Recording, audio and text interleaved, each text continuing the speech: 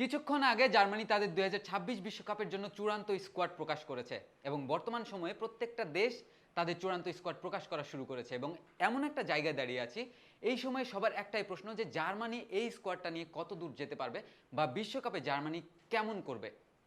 আমরা যদি তাদের স্কোয়াডটা একটু দেখার চেষ্টা করি তাহলে কিছু কিংবদন্তি এর সঙ্গে কিছু তরুণ প্রতিভার নাম উঠে আসে।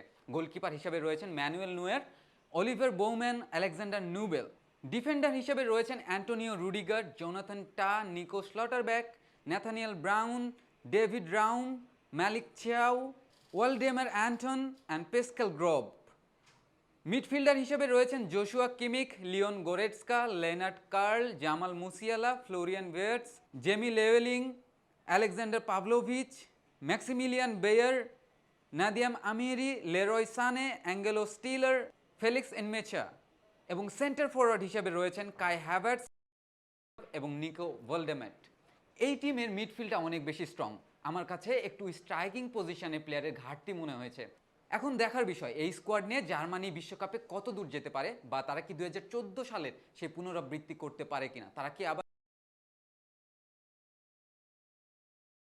2018 বিশ্বকাপের মতো হতাশা নিয়েই ফিরতে হবে।